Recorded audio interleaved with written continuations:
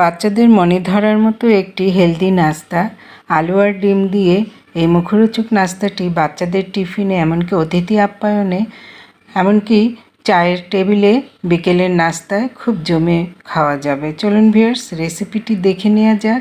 আশা করি রেসিপিটি আপনাদের কাছে ভালো লাগবে। এটি এতটাই মজার, আপনি এটি বাসায় বানিয়ে দেখবেন। তাহলে চলুন রেসিপিটা শুরু করা যাক। এখানে আমি 2টি আলু সেদ্ধ করে নিয়েছি মিডিয়াম সাইজের, এটিকে ম্যাশ করে নিলাম। আর একটি ডিম সেদ্ধ করে নিয়েছি, সেটিকে পিস পিস করে নিচ্ছি। এটিকেও আমি ম্যাশ করে নেব, তাহলে টুকরোগুলো একটু বড় বড় থাকবে, তাই এটি খেতেও ভালো লাগবে। এভাবে আমি ম্যাশ করে নিলাম, আপনারা দেখতে পাচ্ছেন স্ক্রিনে। ম্যাশটা করে আমি রেখে দেব পাশে। আর এর মধ্যে আমি কিছু মশলা অ্যাড করব। এখানে দিয়ে দিয়েছি টমেটো, পেঁয়াজ কুচি, কাঁচামরিচ কুচি আর ধনিয়া পাতা কুচি। এগুলো সব দিয়ে দিলাম।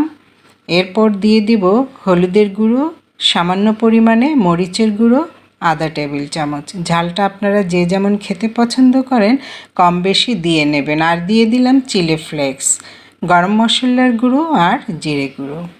একটি পাউরুটির পিস একটু ভিজিয়ে নিয়েছি, এটিকে গুঁড়ো করে দিয়ে দিলাম নরম হওয়ার পর। এরপরে সবগুলো উপকরণ এবার হাত দিয়ে ভালো করে মেখে নিচ্ছি।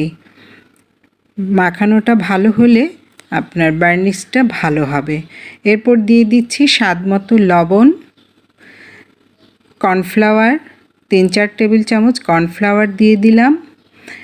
খুব মুচমুচেও হবে, খেতেও ভালো লাগবে। রান্নার তেল দিয়ে দিলাম 2 টেবিল চামচ। এবার আবারও উপকরণগুলো ভালোভাবে মিশিয়ে নিলাম। হাতে তেল মেখে এইভাবে আমি চপের মতো করে বানিয়ে নিচ্ছি। আপনারা যে কোনো সাইজে বানিয়ে নিতে পারেন। এগুলো ফ্রোজেন করেও রেখে দিতে পারেন, যখন প্রয়োজন হবে তখন বের করে আপনারা ভেজে নিতে পারেন। একটি ডিম ফাটিয়ে নিলাম, এতে আমি চিলি ফ্লেক্স আর লবণ দিয়ে নিলাম স্বাদ মতো। আর এখানে ব্রেড ক্রাম্বস নিয়ে নিলাম। আর এভাবে আমি সবগুলো চপ বানিয়ে নিলাম। এগুলো ডিমে চুবিয়ে আমি ব্রেড ক্রাম্বসে কোট করে রেখে দিচ্ছি। আর এরই ফাঁকে আমি চুলায় একটি প্যান বসিয়ে দিয়েছি, তেল গরম করছি। তেলটা গরম হলে অল্প আঁচেই আমি রেখেছি তেলটা, তাই বেশি গরমে দিলে উপরের ব্রেড ক্রাম্বসটা পুড়ে যায়, কালো হয়ে যায়।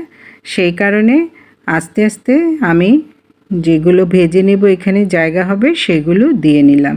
দুবারে ভেজে নেব।